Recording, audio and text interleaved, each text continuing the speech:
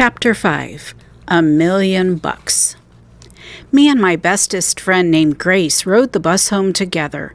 We held our boxes very tight on our laps, and we didn't open them. "We are being careful about our graduation gowns, aren't we, Grace?" I said. "We are being careful not to soil them." "Yes," said that Grace, "we are." I looked down at my box.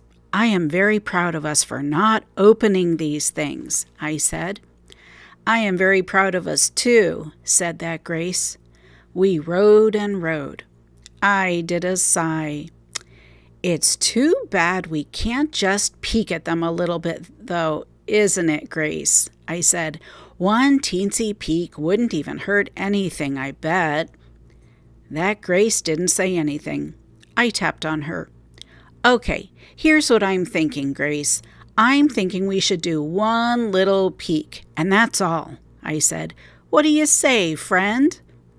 Grace made her voice very loud. "No, Junie B., no, we are not allowed to. Can't you follow orders? Huh? Do you want to soil these things?" I did a huffy breath at her. "But peeking will not even soil them, Grace," I said back. "Peeking is just looking with your eyes, only faster." Only too bad for me, because Grace kept on saying no, no, no. And so I had to wait and wait for that stubborn girl to get off the bus before I could peek. After she was gone, I looked in my box zippity quick. And what do you know? I didn't even soil anything. I got off the bus and ran to my house. My grandma Helen Miller was babysitting my brother. She was feeding him a snack in his high chair. Grandma Miller, I got my cap and gown. It is right here in this box," I said. "Would you like me to try it on for you, Grandma? Huh? Would you?" Grandma Miller clapped her hands. "Of course I would," she said, real thrilled. "Try it on right now." "Okie doke," I said. Then I quick put on my cap and gown, and I danced all around. "See me, Grandma? See what I look like? I look like a graduation girl," I said. I hopped around Ollie's high chair. "My teacher said not to play in this, but hopping is not the same as playing," I said. Just then I heard the front door open, and hooray, hooray, Mother was home early from work. Her whole mouth came open when she saw me. "Oh my goodness," she said. "Look how cute you are." "I know it, Mother. I know I am cute," I said. "I look like $1,000,000 in this getup." I twirled all around in front of her. "See me twirling, Mother? Twirling is not the same as playing," I said. After I stopped twirling, I fell down on the floor. Falling on the floor is what comes after twirling. It cannot be helped normally. Mother picked me up. "Maybe you should take this off before you get it dirty," she said. "No, Mother, no," I said. "I want to keep it on. Please let me. Please, please." I quick ran to Ollie's high chair, and I ducked down behind it. Ollie peeked around at me. He had sloppy on his face. "I am not a sloppy baby like Ollie," I said. "I won't get this dirty, I promise." But Mother shook her head. "I'm sorry, Junie B., but it's just not a good idea to play in your gown," she said. After that, Mother and Grandma Miller blocked the high chair, and I couldn't run away again. "Shoot," I said. "I am surrounded." Mother took my graduation outfit off of me, and she put it back in the box. Then she put the box way on top of the refrigerator. "Let's store it up here for safekeeping," she said. "Let's not," I said real growly. Mother made squinty eyes at me. Then she took me by my arm, and she marched me to my room, 'cause that woman has no sense of humor, apparently. She shut my door and left. I flopped on my bed very glum. My stuffed animals were very glum, too. "Everybody thinks I am a sloppy baby, but I'm not," I said. I don't think you're a sloppy baby, said my stuffed elephant named Philip Johnny Bob. I don't think you're a sloppy baby either, said my Raggedy Ann named Ruth. My Raggedy Andy named Larry did a sigh. I wish your mother didn't put that cap and gown box on top of the refrigerator, he said. Me too, said Philip Johnny Bob. I wish you could get it down from there so all of us could see it. After that, I thought and thought. Then I lifted up his softy ear, and I whispered, maybe I can. And that's the end of Chapter 5. Chapter 6, Pooped and Thirsty. The next morning, my Grandpa Frank Miller came to babysit. I love that babysitter very much, 'cause he doesn't even follow the rules, that's why. Grandpa Miller let me fix my own breakfast. I fixed 2 waffles and 3 marshmallows and a bowl of cheese curls. And guess what else? My grandpa let me pour my own grape juice, and I didn't spill one single drop. See, Grandpa, see how careful I am, I said. I am not a sloppy baby, right? Grandpa Miller was feeding Ollie. Right, he said. My eyes looked up at the refrigerator. I hopped down from my chair. All righty, Frank, I guess I'll be getting out of your hair now, I said. If you'll just hand me that box from the top of the refrigerator, I will be on my way. Just then, baby Ollie started to cry. Grandpa Miller patted him. I tapped my foot. Yeah, only I'm waiting, Grandpa, I said. Finally, Grandpa Miller stood up and got my box. He started to look inside. Only all of a sudden, Ollie did a loud squeal, and he put his whole bowl of cereal right on his head. Oh, my goodness, hollered my grandpa. Then Grandpa Miller shoved the box right at me, and he hurried to clean Ollie's head. I zoomed to my room. Then I locked my door, and I waved my box all around. I got it, guys! I got it! I got it! I said. Hooray! Said Philip Johnny Bob. Hooray! Hooray! Said Raggedy Ruth and Raggedy Larry. After that, I set those guys on my bookshelf, and I put on my graduation gown. See me, friends? I said. See how cute I look? I am a graduation girl. See? Wow, wee, wow, wow, they hollered. After that, I danced and skipped and hopped and twirled, 'cause they wouldn't stop cheering, that's why. Finally, I flopped on my bed. Okay, that's enough, people, I said. I am pooped and thirsty. Me too, said Raggedy Larry. I am pooped and thirsty too. I wish we could get something to drink, said Raggedy Ruth. Just then a brainstorm came right in my head. I sat up very straight. Hey, wait a second. I just learned how to pour grape juice without spilling a drop, I said, and so I can go get us some maybe. Yes, said Philip Johnny Bob. Yes, yes, said Raggedy Ruth and Raggedy Larry. I hurried to my door and listened in the hall. Grandpa Miller was giving Ollie a bath. Shh, I whispered to my friends. You wait here. I'll be right back. After that, I tippy-toed to the kitchen, speedy quick, and I poured us a cup of grape juice, and I tippy-toed right back again. And that's the end of Chapter 6. Chapter 7, Juice Driblets. Grape juice can go wrong. First, Raggedy Ruth got purple on her mouth. Then Teddy got a dribble drop on his paw. And then, oh no, Raggedy Larry forgot to swallow his whole entire sip. Driblet spilled all over my bookshelf. I covered my mouth very shocked. Then my heart pounded and pounded, 'cause if grape juice gets on my rug, I am in big trouble, Missy. A cloth! "A cloth! I need a cloth!" I hollered. I ran around and around all over my room. Then, all of a sudden, my eyes looked down at my clothes, and what do you know? I saw all the cloth I needed.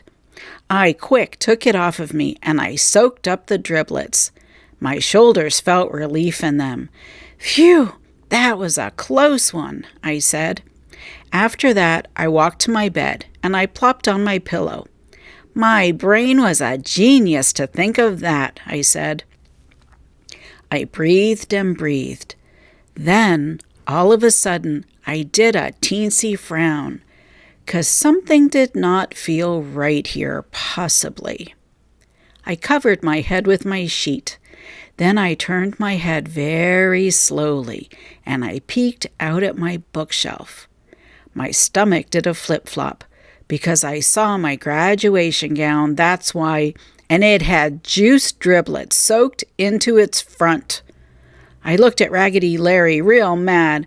"Oh no, look what you made me do," I said. "You made me use my graduation gown to soak up that dumb juice. Great, Larry, just great." After that, Raggedy Larry got put under my bed, and he did not come out again.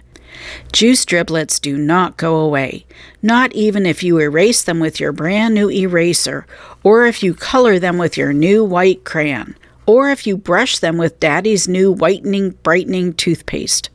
I brushed up and down and all around, but the driblets did not budge. "Shoot," I said, "now I will look like a sloppy baby at graduation, and I'm not even the one who dribbled." Just then, I heard a knock on my door. It was Grandpa Miller. "Junie B., is everything okay in there?" he said. My heart got very pounding again. "Yes, Grandpa, yes, everything is perfectly perfect," I hollered. "I am just playing with my stuffed animals, and that's all." Grandpa Frank Miller knocked some more. "Could you open the door, please?" he asked. I felt tension in me, 'cause I didn't want him to see my problem, that's why. I quick pushed my graduation gown under my bed. Then I opened my door a teensy crack. "Hello, how are you today?" I said. "I am fine, except I am right in the middle of something, so I would like to get back to it, please." Grandpa Miller was holding baby Ollie. He looked disappointed at me. "Oh, phooey," he said. "Now that I've got your brother cleaned up, I thought maybe you and I could teach him how to play checkers." I looked at Ollie. He was wearing a clean shirt with purple polka dotties. "No, thank you," I said. "Maybe I'll teach him checkers some other day." I waved at my Grandpa Miller, very sweet. "Well, nice seeing you again, Frank. Goodbye," I said. After that, I closed the door, and I waited for Grandpa's footsteps to leave. Finally, I pulled my graduation gown from under the bed, and I stared and stared at that stupid thing. Why did this dumb gown have to be white? I grouched. Why couldn't it be purple like the grape juice? If it was purple like the grape juice, the driblets would blend right in. I tapped my fingers, real annoyed. Or why couldn't this dumb gown have purple flowers on it? The juice would blend in with flowers, too, I bet, I said. Or what about polka dotties like Ollie's shirt? If there were purple polka dotties, no one would notice the driblets for sure.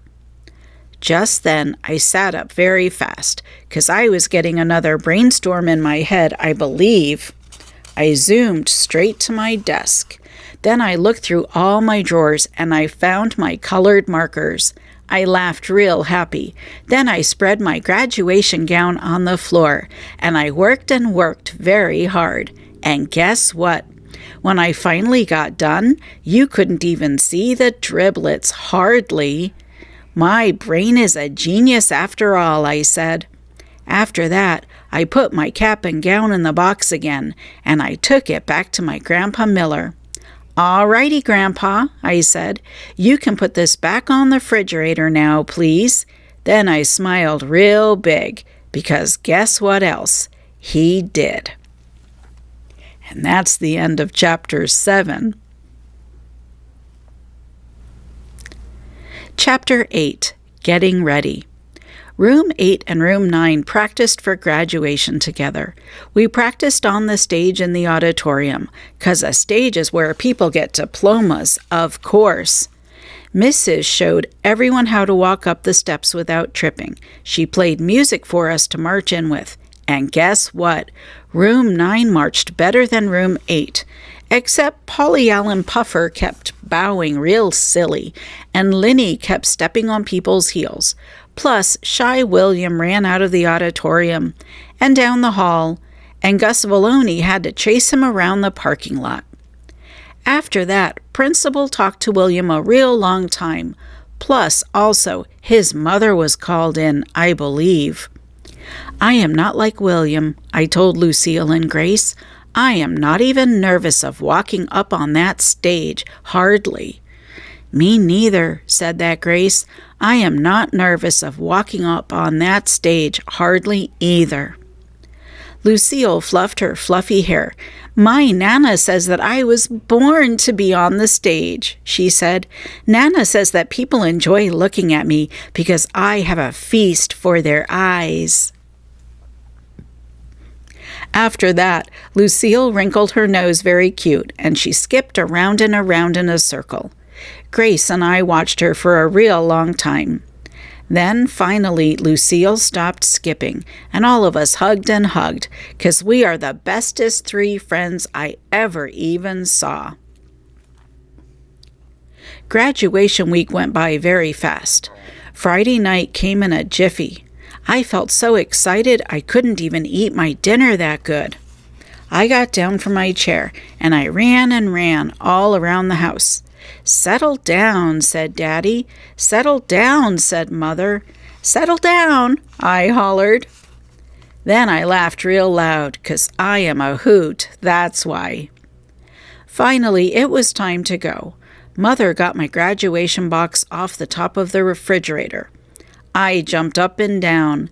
Let me carry that, Mother. Please, please, please. I want to carry my box to Room 9 myself, 'cause that's where all of us are getting dressed. Mother handed me the box. Then Daddy said, settle down again, and all of us drove to my school. Grandpa and Grandma Miller met us in the parking lot. I hugged them hello. Then I zoomed to Room 9, speedy fast. And guess what? All of the children from morning and afternoon kindergarten were getting ready together. I ran through the door. It's me, people. It's Junie B. Jones. I am here for graduation.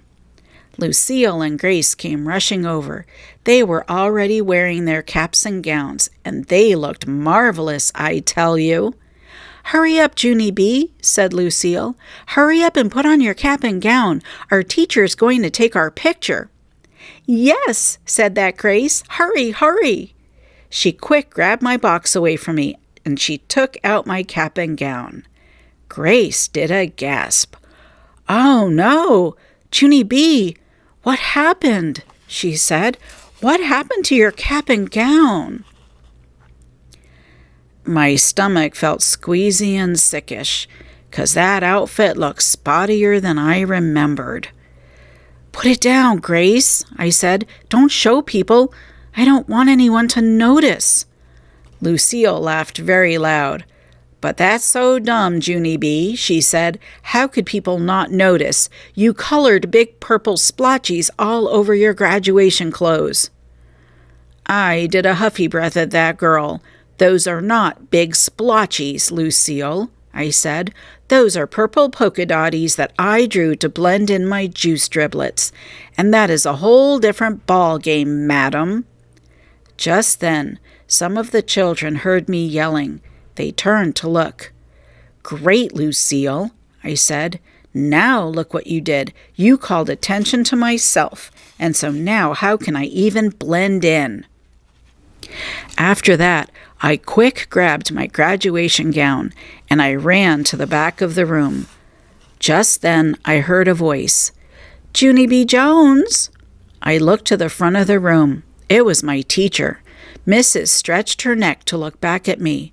Is there a problem back there, Junie B.? She asked. I shook my head real fast. "No, Mrs. No," I said. "There isn't a problem, I promise, and so please do not come back here, and I mean it." Mrs. came back there, and what do you know? All of room 9 came with her. Mrs. took my cap and gown out of my hands. The children laughed and laughed at that thing. "What kind of dumb gown do you call that?" said Meanie Jim. "I know," said Polly Allen Puffer. "It's the kind of gown that a clown would wear." "Yeah," shouted Jim, "it's a purple spotty clown gown." After that, the laughing got louder and louder. I put my hands over my ears to keep it out of my head. Then I tried to tell them about Raggedy Larry and the driblets and my purple-colored marker, but my nose started running very much and I couldn't even talk that good. Finally, I started to cry, and guess what? Then nobody laughed anymore. And that's the end of Chapter 8.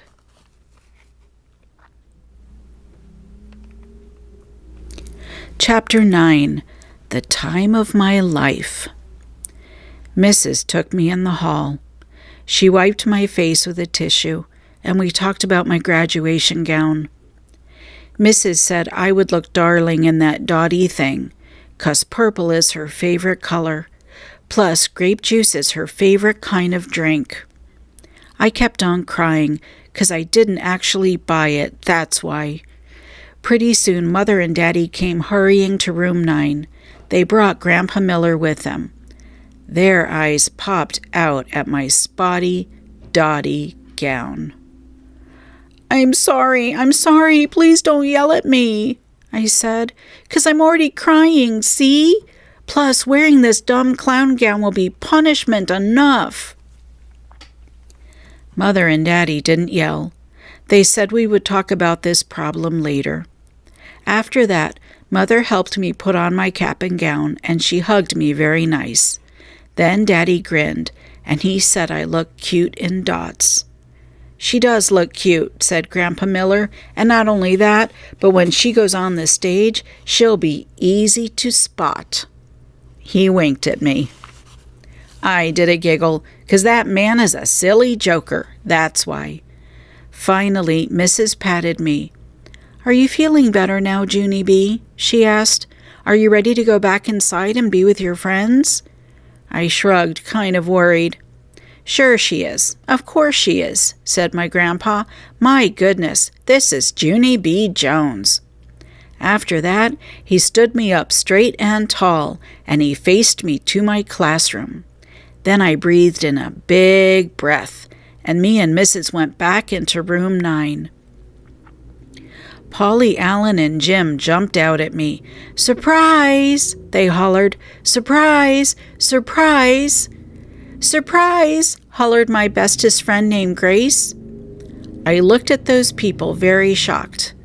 Then my mouth came all the way open, 'cause they had dots on their clothes, just like mine. That Grace skipped all around. "It was Jim's idea, Junie B," she said. "Jim said that if all of us have spots too, then you will feel better. And so Polly Allen Puffer found the colored markers, and we colored our caps and gowns just like yours." Grace looked at Mrs. "See us, teacher? Aren't we beautiful? I colored red spots, and Jim colored blue spots, and Polly Allen Puffer colored green spots," she said. Just then, William raised his hand. "And I'm coloring orange spots," he said, kind of soft. "And I'm coloring lavender spots," said Charlotte. "And I'm coloring pink spots," said my best friend Lucille, "'cause pink brings out the natural blush of my cheeks." Mrs. smiled. Her smile kept on getting bigger. "Well, Junie B. Jones," she said finally, "what do you think about all of this, My face beamed very joyful. "I think I love these people. That's what I think," I hollered. Then Jim said, "Gross." And Polly Allen Puffer said, "Gross, too." After that, all of room 9 laughed and laughed, and this time, even me. Graduation finally got started. The room 8 teacher walked up the steps of the stage. She said hello to all the people. Then Mrs. walked up the steps of the stage, too. She was still smiling.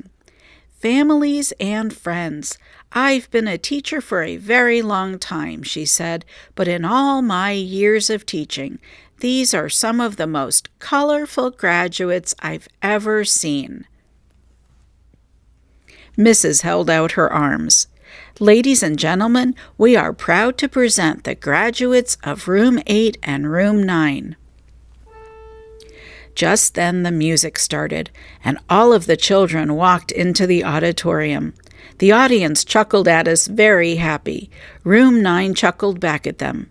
After that, all of us sat in special chairs, and both of the teachers talked and talked some more. And then it finally happened. Mrs. started to call our names, and one by one we walked up on the stage, and we got our diplomas. And good news, Polly Allen Puffer did not bow real silly, and Linny did not step on people's heels, and Shy William did not run away. It was the time of our life, I tell you. I felt 1,000,000,000 feet tall up there. When Mrs. gave me my diploma, she shook my hand real nice. "I'm going to miss you, Junie B. Jones," she said. "You are truly one of a kind." "Thank you, Mrs.," I said. "You are truly one of a kind, too." After that, my Grandpa Frank Miller did a loud whistle, and Mother and Daddy clapped very proud. And here is the happiest news of all. When graduation was over, Room 9 did not even have to say goodbye to each other, because all of us are coming back to this same school for first grade. So we can play at recess, just like Mother said. And guess what else? I can't wait to see those guys again, because we will be friends forever and forever, and always, and I mean it. And that's the end of Chapter 9 and the end of our story. Thank you for joining me.